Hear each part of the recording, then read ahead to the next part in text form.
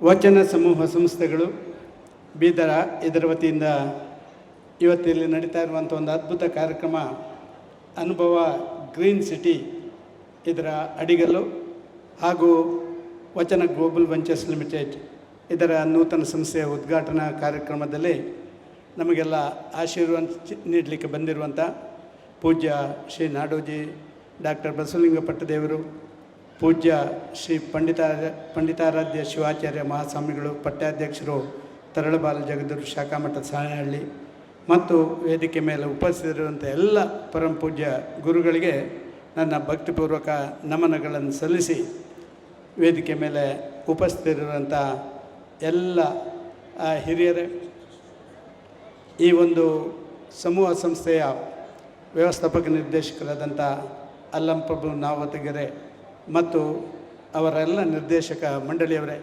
ಸೇರಿದಂಥ ಶ್ರದ್ಧೆಯ ತಾಯಂದಿರೇ, ಆತ್ಮೀಯ ಅಣ್ಣ ತಮ್ಮಂದಿರೇ, ಮಾಧ್ಯಮದ ಮಿತ್ರರೇ, ಪ್ರಾಯಶಃ ನನಗೆ ಅನ್ನಿಸ್ತದೆ, ನನ್ನ ರಾಜಕೀಯ ಜೀವನದಲ್ಲಿ ಒಬ್ಬ ವ್ಯಕ್ತಿ ತಾನು ಸಮಾಜವನ್ನು ಒಟ್ಟಿಗೆ ತಗೊಂಡು ಹೋಗಬೇಕು, ವಾಸ್ತವಿಕ ಬದುಕಿನಲ್ಲಿ ನಮಗೆ ಬಸವಣ್ಣರ ಹಾಕಿಕೊಟ್ಟಂಥ ಆದರ್ಶದಲ್ಲಿ ನಡಿಬೇಕು, ಈ ದೇಶದ ಸಂಸ್ಕೃತಿ ಸಂಸ್ಕಾರಗಳ ಆಧಾರಿತವಾದಂಥ ವ್ಯಾವಹಾರಿಕ ವ್ಯವಸ್ಥೆಯ ಜೊತೆ ಸಮಾಜದಲ್ಲಿ ನಾನು ಉಳಿಬೇಕು, ಬೆಳಿಬೇಕು ಅಂತ ಹೇಳುವಂಥದ್ದು ಇದು ಪ್ರಥಮ ಅಂತ ನಾನು ಭಾವಿಸ್ತಾ ಇದ್ದೇನೆ. ನಾನು ಮುಖ್ಯಮಂತ್ರಿಯಾಗಿ, ಕೇಂದ್ರದ ಮಂತ್ರಿಯಾಗಿ ಸಾಕಷ್ಟು ಈ ರೀತಿಯ ಗ್ಲೋಬಲ್ ಸಿಟಿಗಳಿಗೆ, ಅಡಿಗಲ್ಲಿಗೆ, ಉದ್ಘಾಟನೆಗೆ ಹೋದವನಿದ್ದೇನೆ. ಆದರೆ ಅದರೆಲ್ಲದರ ಉದ್ದೇಶ ಒಂದೇ, ಸಿಂಗಲ್ ಪಾಯಿಂಟ್ ಪ್ರೋಗ್ರಾಮ್. ಹಣ ಮಾಡುವುದು, ಯಾರ್ದಾರು ಹಣ ತಲೆ ಹೊಡೆದು ತನ್ನನ್ನು ತಾನು ಬೆಳೆಸುವಂಥದ್ದು ಮಾತ್ರ ಇತ್ತು. ಆದರೆ ಸಂಸ್ಕೃತಿ ಸಂಸ್ಕಾರದ ಆಧಾರದಲ್ಲಿ ಸಾವಿರಾರು ವರ್ಷಗಳ ಹಿಂದೆ ಇದ್ದಂಥ ಭಾರತವನ್ನು ಕಟ್ಟಬೇಕು ಅಂತ ಹೇಳಿದರೆ ಬೇರೆ ಬೇರೆ ಭಾಗದಲ್ಲಿರುವಂಥ ಸಮಾಜದಲ್ಲಿ ಪರಿವರ್ತನೆ ತರಬೇಕು. ಆ ಪರಿವರ್ತನೆ ತರಬೇಕು ಅಂತ ಹೇಳಿದ್ರೆ ಅಲ್ಲಿರುವಂಥ ಒಂದು ಸಮೂಹವನ್ನು ಒಂದು ವ್ಯಾಪ್ತಿಯೊಳಗೆ ತರಬೇಕು. ಆ ವ್ಯಾಪ್ತಿ ಅದು ಬಸವಣ್ಣನ ಹಾಕಿಕೊಟ್ಟಂಥ ಆದರ್ಶದ ಅಡಿಯಲ್ಲಿ ನಡಿಬೇಕು ಅಂತ ಹೇಳುವಂಥ ಆ ಕಲ್ಪನೆಯನ್ನು ಮಾಡ್ತಾರಲ್ಲ, ಇದು ಅದ್ಭುತ, ಇದು ಅದ್ಭುತ. ಅವರು ಹೇಳ್ತಾಯಿದ್ರು ಪದೇ ಪದೇ, ಈಗ ನೋಡಿ ಅವರು ನಮ್ಮನ್ನು ಉದ್ದೇಶಿಸಿ ಮಾತಾಡಿದಾಗ ಹೇಳ್ತಾಯಿದ್ರು, ಒಂದು ಸಂಸ್ಕೃತಿಯ ಆಧಾರದ ಒಂದು ವ್ಯವಸ್ಥೆಗೆ ಜೋಡಣೆ ಮಾಡಬೇಕು. ಕೇವಲ ಇಲ್ಲಿ ಮಾತ್ರ ಅಲ್ಲ, ಈ ಭಾಗದ ಬಸವ ಕಲ್ಯಾಣದ ಸುತ್ತಮುತ್ತಲಿನ ಒಂದಷ್ಟು ಜಿಲ್ಲೆಗಳನ್ನು ಆ ಬಸವಣ್ಣನ ತತ್ವ ಆಧಾರದ ಅಡಿಯಲ್ಲಿ ಮಾಡಬೇಕು ಅಂತ ಹೇಳುವಂಥದ್ದು. ಪರಿವರ್ತನೆ ಜಗತ್ತಿನ ನಿಯಮ, ಪರಿವರ್ತನೆಗಳು ನಡೀತಾನೆ ಇರ್ತವೆ. ಆದರೆ ಪರಿವರ್ತನೆಗಳನ್ನು ಸಮಯಕ್ಕೆ, ಸಂದರ್ಭಕ್ಕೆ, ಅದಕ್ಕೆ ವೇಗ ಕೊಟ್ಟು ಆ ಪರಿವರ್ತನೆಯಿಂದ ಸಾಮಾಜಿಕ ಪರಿವರ್ತನೆ ಮಾಡುವಂಥದ್ದು ಇದೆಲ್ಲ, ಅದು ಸಣ್ಣ ಕೆಲಸ ಅಲ್ಲ. ಪ್ರಾಯಶಃ ಅಲ್ಲಂಪ್ರಭು ನಾವದಗೆರೆಯವರದ್ದು ಈ ಉದ್ದೇಶ ಅಂತ ನಾನು ಭಾವಿಸ್ತಾ ಇದ್ದೇನೆ. ಅದಕ್ಕೆ ಭಾರತ ದೇಶದ ಎಲ್ಲ ದೇವರುಗಳಲ್ಲಿ ವಿಶೇಷವಾಗಿ ಬಸವಣ್ಣನಲ್ಲಿ ಪ್ರಾರ್ಥನೆ ಮಾಡ್ತೇನೆ, ಅವರಿಗೆ ಶಕ್ತಿ ಕೊಡಿ, ಅವರಿಗೆ ಮತ್ತಷ್ಟು ಈ ಕೆಲಸ ಮಾಡಲಿಕ್ಕೆ ವೇಗ ಕೊಡಿ, ಅವರ ಮನಸ್ಸಿನ ಕಲ್ಪನೆ ಸಾರ್ಥಕವಾಗಿ ಮತ್ತೊಮ್ಮೆ 12ನೇ ಶತಮಾನದ ಆ ನಾಡು ಕಂಡಂಥ ಬಸವಣ್ಣನವರ ಎಲ್ಲ ವಿಚಾರಗಳು ಸಮಾಜದಲ್ಲಿ ಮತ್ತೆ ಪೂರಕವಾಗಿ ಬರಲಿ ಅಂತ ಹೇಳುವಂಥ ಪ್ರಾರ್ಥನೆಯನ್ನು ನಾನು ಈ ಸಂದರ್ಭದಲ್ಲಿ ಮಾಡಲಿಕ್ಕೆ ಇಚ್ಛೆಪಡ್ತೇನೆ. ಇವತ್ತು ನಾವೆಲ್ಲ ನೋಡ್ತೀವಿ, ಮನುಷ್ಯ ಅಂತ ಹೇಳಿದರೆ ಹೆಂಗಿರಬೇಕು, ಯಾರಿಗೆ ಮನಃಶಾಂತಿ ಇದೆಯಾ, ಯಾರಿಗೆ ನೆಮ್ಮದಿ ಇದೆಯಾ ಅವ ಮನುಷ್ಯ. ನೆಮ್ಮದಿ ಇಲ್ಲದೆ, ಮನಃಶಾಂತಿ ಇಲ್ಲದೆ ವ್ಯಕ್ತಿ ಅವ ಖಂಡಿತ ಮನುಷ್ಯ ಅಂತ ಅನ್ನಿಸ್ಕೊಳ್ಳಿಕ್ಕೆ ಸಾಧ್ಯ ಇಲ್ಲ. ಮನಃಶಾಂತಿ ನೆಮ್ಮದಿಗಳು ಇವತ್ತು ಲಭ್ಯ ಇದೆಯಾ, ಖರೀದಿ ಮಾಡಲಿಕ್ಕೆ ಸಾಧ್ಯವೋ? ಖರೀದಿ ಮಾಡಲಿಕ್ಕೆ ಸಾಧ್ಯ ಇಲ್ಲ. ಮನಃಶಾಂತಿ ನೆಮ್ಮದಿ ಏನಾದರೂ ಬೆಳೆಸಲಿಕ್ಕೆ ಸಾಧ್ಯವೋ? ಅದು ಸಾಧ್ಯ ಇದೆ, ಯಾರೋ ಒಬ್ಬ ಆದರ್ಶ ವ್ಯಕ್ತಿಯ ಮುಖಾಂತರ. ಪ್ರಾಯಶಃ ಜಗತ್ತಿನಲ್ಲಿ ನಡೀತಿರುವಂಥ ಅಶಾಂತಿ, ಪೈಪೋಟಿ, ಭಯೋತ್ಪಾದನೆ, ದ್ವೇಷದ ವ್ಯವಸ್ಥೆಗಳು, ಮಾನವೀಯ ಮೌಲ್ಯವನ್ನು ಕಳ್ಕೊಳ್ಳುವಂಥ ಮನುಷ್ಯ ಎಲ್ಲ ಸಂಬಂಧಗಳನ್ನು ಕಳ್ಕೊಂಡು ತಾನೊಬ್ಬನೇ ಸ್ವಾರ್ಥಿ ಆಗುವಂಥ ವ್ಯಕ್ತಿತ್ವ, ಇದರ ಮೇಲೆ ನಿಲ್ಲಬೇಡುವ? ಭಾರತ ಜಗತ್ತಿನ ಅತ್ಯಂತ ವೇಗವಾಗಿ ಬೆಳೆಯುತ್ತಿರುವ ರಾಷ್ಟ್ರ ಅಂತ ಹೇಳಿ ನಮ್ಮ ವಿಶ್ವ ಬ್ಯಾಂಕ್ ಹೇಳಿದರೆ ಸಾಕಾಗಲ್ಲ. ಭಾರತದಲ್ಲಿರುವಂಥ ಒಬ್ಬ ಪ್ರಜೆ ಕೂಡ ಜಗತ್ತಿನ ಅತ್ಯಂತ ಯಶಸ್ವಿಯಾದಂಥ ಸಂಸ್ಕಾರಯುತ ಮನುಷ್ಯ ಅಂತ ಹೇಳುವಂಥದ್ದನ್ನು ಸಾಬೀತು ಮಾಡಿದರೆ ಆಗ ಭಾರತ ನಿಜವಾದ ಯಶಸ್ವಿ ಭಾರತ ಆಗಲಿಕ್ಕೆ ಸಾಧ್ಯ ಅಂತ ನಾವು ನೋಡಬೇಕಾಗುತ್ತೆ. ಇವತ್ತು ನಾವು ನೋಡ್ತಾ ಇದ್ದೇವೆ, ಸ್ವಾರ್ಥಗಳು ಬುದ್ಧಿಜೀವಿಗಳಲ್ಲಿ ಜಾಸ್ತಿ ಆಗ್ತಾ ಇರೋದು, ಸ್ವಾರ್ಥಗಳು ಅಧಿಕಾರ ಪಡ್ಕೊಂಡವರಲ್ಲೇ ಜಾಸ್ತಿ ಆಗ್ತಾ ಇರೋದು. ಯಾರೋ ಒಬ್ಬ ಸಾಮಾನ್ಯ ಮನುಷ್ಯನಲ್ಲಿ ಆ ಸ್ವಾರ್ಥ ಭಾವನೆ ಇಲ್ಲ ಅಂತಲ್ಲ, ಬದುಕಲಿಕ್ಕೆ ಬೇಕಾದ ಸ್ವಾರ್ಥ ಇರುತ್ತೆ. ಆದರೆ ಅವನು ವ್ಯಕ್ತಿಗತವಾಗಿ ಇನ್ನೊಬ್ಬನನ್ನು ಬಲಿ ಕೊಟ್ಟು ತನ್ನನ್ನು ತಾನು ಬೆಳೆಸುವಂಥ ಕೆಲಸ ಕಾರ್ಯಗಳನ್ನು ಮಾಡೋಲ್ಲ.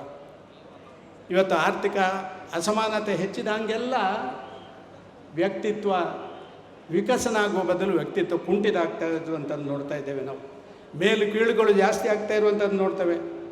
ಹೆಚ್ಚು ಹೆಚ್ಚು ಒಂದು ಸಮಾನತೆ ಅಂತ ಹೇಳುವಂಥ ಶಬ್ದ ಅದು ಅರ್ಥವನ್ನು ಕಳ್ಕೊಳ್ಳುವಂಥದ್ದು ಜಗತ್ತಿನಲ್ಲಿ ನೋಡ್ತಾ ಇದ್ದೇವೆ. ಎಲ್ಲ ಮಾತುಗಳು ಪ್ರಚಾರಕ್ಕೆ ಸೀಮಿತ ಆಗಿದೆ. ಸಾಧಾರಣವಾಗಿ ನೀವು ತಿಳ್ಕೊಳ್ಳುವುದು, ಯಾರೇ ಭಾಷಣ ಮಾಡುವಂಥ ವ್ಯಕ್ತಿ ಕೆಳಗಿಳಿದ ಮೇಲೆ ಕೇಳಿ, ಅಣ್ಣ ನೀನೀಗ ಭಾಷಣ ಮಾಡಿದ್ರೆ ಎಷ್ಟು % ನೀನು ಅನುಷ್ಠಾನ ಮಾಡ್ತೀನಿ ಅಂತ ಹೇಳಿದರೆ ಅವನಲ್ಲಿ ಉತ್ತರ ಇರಲ್ಲ. ವೇದಿಕೆಗೆ ಸೀಮಿತವಾದಂಥ ವ್ಯವಹಾರಕ್ಕೆ ಬದುಕು, ಯಾಂತ್ರೀಕೃತವಾದಂಥ ಜಗತ್ತು ಮನುಷ್ಯನನ್ನು ಯಾಂತ್ರೀಕೃತ ವ್ಯವಸ್ಥೆಗೆ ಜೋಡಣೆ ಮಾಡ್ತಾ ಇದೆ.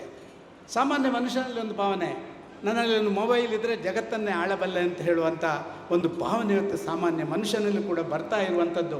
ಇದಕ್ಕೆ ತಿಲಾಂಜಲಿ ಹಾಕದೆ ಈ ಜಗತ್ತಿನ ಇವತ್ತಿನ ಯಾವುದೇ ಒಂದು ತೊಂದರೆಗಳಿಗೆ ಪರಿಹಾರ ಸೂತ್ರಗಳನ್ನು ಕಾಣಲಿಕ್ಕೆ ಸಾಧ್ಯ ಆಗಲಿಕ್ಕಿಲ್ಲ. ಪ್ರಾಯಶಃ ಅದಕ್ಕಾಗಿಯೇ ಬಸವಣ್ಣನವರು ಕೊಟ್ಟಂಥ ತತ್ವ ಅದು ಮತ್ತೆ ಜಗತ್ತಿಗೆ ಹೋಗಬೇಕು. ನಾನು ಪ್ರಾಯಶಃ ನಮ್ಮಲ್ಲಿಬ್ಬರು ಸುರೇಶ್ ಅಂತ ಇದ್ದಾರೆ, ಸುರೇಶರು, ತರಳಬಾಳ್ ಸುರೇಶರು ಅಂತ, ಸ್ವಾಮೀಜಿಯವರ ನೇತೃತ್ವದಲ್ಲಿ ಜಾಗತಿಕ ಮಟ್ಟದಲ್ಲಿ ಬೇರೆ ಬೇರೆ ರಾಷ್ಟ್ರಗಳಲ್ಲಿ ಹೋಗಿ ಬಸವಣ್ಣನ ವಿಚಾರದ ಬಗ್ಗೆ ವಿಚಾರ ವಿಮರ್ಶೆಗಳನ್ನು ಮಾಡುವಂಥ ಕೆಲಸ ಕಾರ್ಯಗಳನ್ನು ಮಾಡ್ತಾರೆ. ಪ್ರೊಫೆಸರ್ ಸಿದ್ದುರವರು ಈ ಬಗ್ಗೆ ನಮಗೆ ಮಾರ್ಗದರ್ಶನವನ್ನು ಮಾಡ್ತಾಯಿದ್ರು.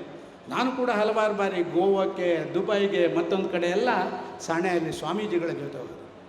ಎಷ್ಟು ಜನ ಅಲ್ಲಿಯ ಜನ ಇವತ್ತು ತಮ್ಮ ಬದುಕು ಕೇವಲ ಆರ್ಥಿಕ ಸಬಲೀಕರಣದಿಂದ ಮಾತ್ರ ಆಗುತ್ತೆ ಅಂತಲ್ಲ, ನಮಗೆ ಮನಃಶಾಂತಿ ಬೇಕು, ನೆಮ್ಮದಿ ಬೇಕು ಅಂತ ಹೇಳುವಂಥದ್ರ ಕಡೆಗೆ ಹೋಗುವಂಥದ್ದು. ಬಸವಣ್ಣನ ವಚನಗಳ ಬಗ್ಗೆ ಸ್ವಾಮೀಜಿಯವರು ಆ ವಿಚಾರಗಳನ್ನು ಪ್ರಸ್ತಾಪ ಮಾಡಿದಾಗ ಅದನ್ನು ಕೇಳಲಿಕ್ಕೆ ಬರುವಂಥ ನೂರಾರು ಜನ ನೋಡಿದರೆ ಜಗತ್ತು ಮತ್ತೆ 12ನೇ ಶತಮಾನದ ವಿಚಾರದ ಕಡೆ ಹೋಗಬೇಕು ಅಂತ ಹೇಳುವಂಥ ಭಾವನೆ ಎಲ್ಲ ಕಡೆ ಬರ್ತಾ ಇರುವಂಥದ್ದು ನಾವು ಕಂಡಿದ್ದೇವೆ. ಏನು ಹೇಳಿದರೆ ಬಸವಣ್ಣನವರು, ಸಮಾನತೆ ಅಂತ ಹೇಳೋದಕ್ಕೆ ಇವತ್ತು ಗಂಟೆಗಟ್ಟಲೆ ಭಾಷಣ ಮಾಡ್ತಾರೆ, ಆದರೆ ಸಮಾನತೆ ಅಂತ ಹೇಳುವಂಥ ವಿಚಾರದ ಬಗ್ಗೆ ವ್ಯವಸ್ಥಿತವಾದಂಥ ಕೆಲಸ ಕಾರ್ಯಗಳು ಮಾಡೋದಿಲ್ಲ. ಇವತ್ತು ಎಲ್ಲದಕ್ಕೂ ಕೂಡ ಪರಿಹಾರ ಕೊಟ್ಟವರು ಬಸವಣ್ಣ. ಆಧ್ಯಾತ್ಮಿಕ ಅನುಭವದ ವಿಚಾರಧಾರೆಯ ಹಿನ್ನೆಲೆಯಲ್ಲಿ ಜಾತಿಯ ವ್ಯವಸ್ಥೆಯನ್ನು ಧಿಕ್ಕರಿಸಿ ಇವತ್ತು ಸಣ್ಣ ಪುಟ್ಟ ಕಡೆಗಳಲ್ಲಿ ಕೂಡ ನಾವು ಜಾತಿಯ ವ್ಯವಸ್ಥೆಗೆ ಒತ್ತು ಕೊಡುವುದನ್ನು ನೋಡ್ತಾ ಇದ್ದೇವೆ. ದಲಿತೋದ್ಧಾರ ಅಂತ ಹೇಳಿ ದಲಿತರಿಗೆ ರಿಸರ್ವೇಷನ್ ಮತ್ತೊಂದರ ಬಗ್ಗೆ ಬೇಕಾದಷ್ಟು ಮಾಡ್ತಾರೆ, ಆದರೆ ದಲಿತರ ಉದ್ಧಾರ ಮಾಡೋದಿಲ್ಲ, ಅದನ್ನು ಲೂಟಿ ಹೊಡೆಯುವಂಥ ಕೆಲಸ ಮಾಡ್ತಾರೆ. ಒಂದು ರೀತಿಯಲ್ಲಿ ಸ್ತ್ರೀ ಸಮಾನತೆ ದಾಸೋಹ ತನ್ನ ಕಾರ್ಯಕ್ರಮದ ಮುಖಾಂತರ ಆ ಕಾರ್ಯ ಸಿದ್ಧಾಂತಗಳನ್ನು ಸಮಾಜಕ್ಕೆ ಪ್ರತಿಪಾದನೆ ಮಾಡ್ತಾ ಜನರ ಅಂಧಶ್ರದ್ಧೆ ಮೌಢ್ಯತೆ ವಿರುದ್ಧ ಹೋರಾಟ ಮಾಡಿ ಇಹಪರಗಳ ಸಮನ್ವಯವನ್ನು ಸಾಧಿಸಿ ನಿಸರ್ಗ ಪ್ರೇಮದ ವಿಚಾರವನ್ನು ಮುಂಚೂಣಿಯಲ್ಲಿಟ್ಟುಕೊಂಡು ಇಹಪರಗಳ ಸಮನ್ವಯವನ್ನು ಸಾಧಿಸುತ್ತಾ ನಿಸರ್ಗ ಪ್ರೇಮದ ಜೊತೆಗೆ ಸಕಲ ಜೀವಾತ್ಮಗಳಿಗೆ ಒಂದು ಲೇಸನ್ನು ಬಯಸ್ತಾ ಇಡೀ ವಿಶ್ವಕ್ಕೆ ಮಾನವೀಯ ಮೌಲ್ಯದ ಹೊಸ ವಿಚಾರವನ್ನು ಕೊಟ್ಟವರು ಅಂತ ಹೇಳಿದರೆ ಪ್ರಾಯಶಃ ಅದು 12ನೇ ಶತಮಾನದ ಬಸವಣ್ಣ ಅಂತ ಹೇಳುವಂಥದ್ದು ನಾವೆಲ್ಲ ಒಪ್ಪಿಕೊಳ್ಳೇಬೇಕು. ಇದು ಇವತ್ತಿನ ಅವಶ್ಯಕತೆ. ಇವತ್ತು ಪ್ರತಿಯೊಂದು ವ್ಯಕ್ತಿಗೆ ಬೇಕಾದಂಥ ಅವಶ್ಯಕತೆ ಈ ಎಲ್ಲ ವಿಚಾರಗಳು 12ನೇ ಶತಮಾನದಿಂದ ಪ್ರಾಯಶಃ ವಚನಗಳ ಬಗ್ಗೆ ಮತ್ತೊಂದರ ಬಗ್ಗೆ ಉಲ್ಲೇಖ ಮಾಡುವಂಥ ವಿಚಾರವೇ ಜಾಸ್ತಿ ಆಯಿತೇ ಹೊರತು ಅದನ್ನು ಅನುಷ್ಠಾನದ ಕಡೆ ಒತ್ತು ಕೊಡುವಂಥ ಕೆಲಸ ಕಾರ್ಯಗಳನ್ನು ಮಾಡಲಿಲ್ಲ.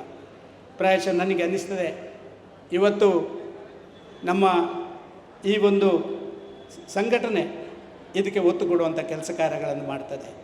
ಈ ನಮ್ಮ ಅಲ್ಲಮಪ್ರಭು ನಾವದಗೆರೆಯವರು ಎಲ್ಲರನ್ನ ಸಮಾನತೆಯಿಂದ ನೋಡಬೇಕು ಅಂತ ಮಹಾನ್ ಕಲ್ಪನೆ. ನಾವಿರುವಂಥ ಒಂದು ಕ್ಯಾಂಪಸ್, ಒಂದು ಅಪಾರ್ಟ್ಮೆಂಟ್ 20, 30, 40 ಮಳಿಗೆಗಳಿದ್ದಂಥ ಕ್ಯಾಂಪಸ್ನಲ್ಲಿ ವ್ಯಕ್ತಿಗಳು ಭಿನ್ನವಾಗಿದ್ದು ವ್ಯಕ್ತಿಗಳ ವಿಚಾರಗಳು ಬೇರೆ ಬೇರೆ ರೀತಿಯದ್ದಾಗಿದ್ದರೆ ಆ ವ್ಯವಸ್ಥೆಗಳಲ್ಲಿ ಸರಿದೂಗಿಸಲಿಕ್ಕೆ ಸಾಧ್ಯ ಆಗೋದಿಲ್ಲ. ಅದನ್ನು ಮಾಡಬೇಕು ಅಂತ ಹೇಳುವಂಥ ವ್ಯವಸ್ಥೆಗೆ ಇವರು ಒತ್ತು ಕೊಡುವಂಥದ್ದು ಅಂತ ನಾನು ತಿಳ್ಕೊಳ್ತಾ ಇದ್ದೇನೆ. ಉಚ್ಚ ನೀತಿ ಜಾತಿ ಕಲ್ಪನೆಯಿಂದ ಮೇಲೆ ನಿಂತು ಎಲ್ಲರನ್ನು ಒಗ್ಗೂಡಿಸಿಕೊಂಡು ಹೋಗಬೇಕು.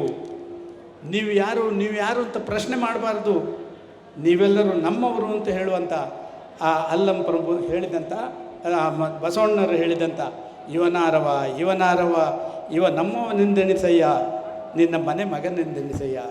ಆ ರೀತಿಯ ಒಂದು ವಾತಾವರಣ ಇರುವಂಥ ಒಂದು ಕ್ಯಾಂಪಸ್ ನಿರ್ಮಾಣ ಮಾಡಿದರೆ ಅಲ್ಲಿರುವಂಥ ಜನ ಎಲ್ಲ ಮನಃಶಾಂತಿ ನೆಮ್ಮದಿಯಿಂದ ಇರ್ತಾರೆ. ಒಬ್ಬನ ಕಷ್ಟಕ್ಕೆ ಇನ್ನೊಬ್ಬರು ಸ್ಪಂದಿಸುವಂಥ ಕೆಲಸ ಕಾರ್ಯಗಳಾಗ್ತದೆ.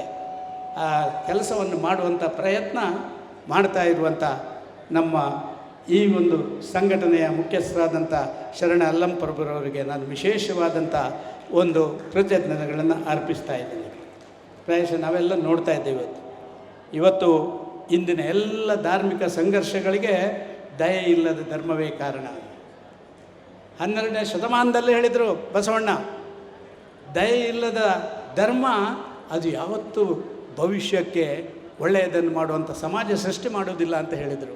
ಪ್ರಾಯಶಃ ಇವತ್ತಿನ ಈ ವಿಚಾರ ದಯೆ ಇಲ್ಲದ ಧರ್ಮವೇ ಇಂಥಕ್ಕೆಲ್ಲ ಕಾರಣ. ಯಾರೇ ಆಗಲಿ ವಿಶೇಷವಾದಂಥ ಹಣ ಮಾಡುವಂಥದ್ದು ಅದು ಸಮಾಜದ್ರೋಹಿ ಕೆಲಸ. ಇನ್ನೊಬ್ಬನ ತಲೆ ಒಡೆದು ಹಣ ಮಾಡುವಂಥದ್ದು ಅದು ಖಂಡಿತವಾಗಿ ಸಾಮಾಜಿಕ ವ್ಯವಸ್ಥೆಯಲ್ಲಿ ಒಳ್ಳೆಯದಲ್ಲ ಅಂತ ಹೇಳುವಂಥ ನಾವೆಲ್ಲ ತಿಳ್ಕೊಳ್ಬೇಕು. ಪ್ರಾಯಶಃ ಈಗಾಗಲೇ ಇವರು ಸುಮಾರು ಕಡೆಗಳಲ್ಲಿ ತಮ್ಮ ಈ ಒಂದು ಗ್ರೀನ್ ಸಿಟಿಯ ಆ ಒಂದು ಕಾನ್ಸೆಪ್ಟನ್ನು ತಗೊಂಡಿದ್ದಾರೆ. ಬಸವ ಕಲ್ಯಾಣದಲ್ಲಿ 3 ಕಡೆ, ಅಲಂದದಲ್ಲಿ 2 ಕಡೆ, ಚಿತ್ತಾಪುರದಲ್ಲಿ 1 ಕಡೆ, ಬೀದರ್ನಲ್ಲಿ 4 ಕಡೆ, ಜೇವರ್ಗಿಯಲ್ಲಿ 1 ಕಡೆ, ಕಮಲಾಪುರದಲ್ಲಿ 1 ಕಡೆ, ಕಲಬುರಗಿಯಲ್ಲಿ 5 ಕಡೆ. ಇಷ್ಟು ಕಡೆಗಳಲ್ಲಿ ಇದು ಕೇವಲ ಯಾವುದೋ ಒಂದು ನಿಮಗೆ ಉಳ್ಳಿಕೊಳ್ಳಿಕ್ಕೆ ಒಂದು ಸೂರು ಕೊಡುವುದಲ್ಲ, ನಿಮ್ಮ ಮನಸ್ಸಿಗೆ ನೆಮ್ಮದಿ ಕೊಡುವಂಥ ಒಂದು ಜಗತ್ತಿನ ಅದ್ಭುತ ಕಾನ್ಸೆಪ್ಟನ್ನು ಮುಂದೆ ತಗೊಂಡು ಹೋಗುವಂಥ ಕಾರ್ಯಕ್ರಮ ಅಂತ ನಾನು ತಿಳ್ಕೊಳ್ತಾ ಇದ್ದೇನೆ. ಅವರಿಗೆ ವಿಶೇಷ ಅಭಿನಂದನೆ ಕೃತಜ್ಞತೆಗಳನ್ನು ಸಲ್ಲಿಸ್ತೇನೆ. ಮುಂದಿನ ದಿನಗಳಲ್ಲಿ ನಾವೆಲ್ಲರೂ ಸೇರಿ ಆದರ್ಶಗಳು ಕೇವಲ ಘೋಷಣೆಗೆ ಭಾಷಣಕ್ಕೆ ಇರಬಾರ್ದು. ಆದರ್ಶಗಳನ್ನು ಅನುಷ್ಠಾನ ಮಾಡುವಂಥ ಸಣ್ಣ ಪ್ರಯತ್ನಗಳನ್ನು ನಾವೆಲ್ಲರೂ ಮಾಡ್ತಾಯಿದ್ದರೆ ಪ್ರಾಯಶಃ ನಮ್ಮ ಕೊಡುಗೆ ಕೂಡ ಸಮಾಜಕ್ಕೆ ಇರ್ತದೆ ಅಂತ ನಾನು ಭಾವಿಸ್ತಾ ಇದ್ದೇನೆ. ಆದ ಕಾರಣ ನಿಶ್ಚಯವಾಗಿ ನಾವು ತಿಳ್ಕೊಳ್ಳೋಣ, ಸಾಮಾಜಿಕ ಭವಿಷ್ಯದಲ್ಲಿ ನನ್ನದು ಒಂದಷ್ಟು ಜವಾಬ್ದಾರಿ ಇದೆ. ಸಾಮಾಜಿಕ ವ್ಯವಸ್ಥೆಯನ್ನು ಒಂದು ರೀತಿಯಲ್ಲಿ ಅನುಷ್ಠಾನ ಮಾಡೋದರಲ್ಲಿ ನಮ್ಮ ಕೊಡುಗೆಗಳು ಅವಶ್ಯಕತೆ ಇದೆ. ಎಲ್ಲವನ್ನು ಸರ್ಕಾರ ಮಾಡ್ತದೆ ಅಂತಲ್ಲ, ಸರ್ಕಾರ ಮಾಡೋದು ಅಂಕಿಅಂಶಗಳ ಪ್ರಕಾರ ಅಂಕಿಅಂಶಗಳಿಗೆ ಮಾತ್ರ. ಆದರೆ ಅಂಕಿಅಂಶಗಳಿಗೆ ಮೇಲೆ ನಿಂತು ಮಾಡುವಂಥ ಕೆಲಸ ಕಾರ್ಯಗಳನ್ನು ವ್ಯಕ್ತಿಗಳಾಗಿ ನಾವು ಮಾಡಬೇಕು. 100 ವರ್ಷಗಳ ಹಿಂದೆ ನಮ್ಮ ಗುರು ಪರಂಪರೆಯ ಆಧಾರಿತವಾದಂಥ ಭಾರತ, ಆ ಪರಿಕಲ್ಪನೆಯ ಭಾರತ ಮುಂದೊಂದಿನ ಬರಬೇಕು ಅಂತ ಪರಿಕಲ್ಪನೆ ನನಗೆ ಇಲ್ಲಿ ಖುಷಿ ಆಗ್ತಾ ಇರುವಂಥದ್ದು. ವೇದಿಕೆ ತುಂಬ ಇರುವಂಥ ನಮ್ಮ ಗುರುಗಳು ಪ್ರಾಯಶಃ ಸಾಮಾಜಿಕ ಪರಿವರ್ತನೆಗೆ ಅವರ ಕೊಡುಗೆಗಳನ್ನು ನಿರಂತರವಾಗಿ ಕೊಡ್ತಾ ಇದ್ದಾರೆ. ಅನುಷ್ಠಾನ ಮಾಡುವಂಥ ಜವಾಬ್ದಾರಿ ನಮ್ಮದಿದೆ. ಅವರೆಲ್ಲವನ್ನು ಕೊಡ್ತಾರೆ, ಆದರೆ ಅದನ್ನು ಅನುಷ್ಠಾನ ಮಾಡದಿದ್ದರೆ ಆ ಕೊಡುಗೆ ಅದು ವಿಫಲತೆ ಕಡೆ ಸಫಲತೆಯ ಕಡೆ ಹೋಗುವುದಿಲ್ಲ. ಅದನ್ನು ನಾವೆಲ್ಲ ಸೇರಿ ಮಾಡೋಣ ಅಂತ ಹೇಳಿ ಈ ಅದ್ಭುತ ಕಾರ್ಯಕ್ರಮದಲ್ಲಿ ಭಾಗವಹಿಸಲಿಕ್ಕೆ ಅವಕಾಶ ಮಾಡಿಕೊಟ್ಟಂಥ ನಮ್ಮ ಅಲ್ಲಂ ಪ್ರಭು ಮತ್ತು ಅವರ ತಂಡದವರಿಗೆ ವಿಶೇಷ ಕೃತಜ್ಞತೆಯನ್ನು ಸಲ್ಲಿಸಿ, ಮತ್ತೊಮ್ಮೆ ನಮ್ಮೆಲ್ಲ ಗುರುಗಳಿಗೆ ನನ್ನ ಭಕ್ತಿಪೂರ್ವಕ ನಮನವನ್ನು ಸಲ್ಲಿಸಿ, ನಿಮ್ಮೆಲ್ಲರ ಆಸೆಗಳು ಇಂಥ ಕಾರ್ಯಕ್ರಮ ಮುಖಾಂತರ ಈಡೇರುವಂಥ ಆಗಲಿ ಅಂತ ಹೇಳುವಂಥ ಪ್ರಾರ್ಥನೆಯನ್ನು ಮಾಡಿ ತಮಗೆಲ್ಲ ನಾನು ಮಾತು ನಿಲ್ಲಿಸ್ತೇನೆ. ಜೈ ಹಿಂದ್, ಜೈ ಕರ್ನಾಟಕ.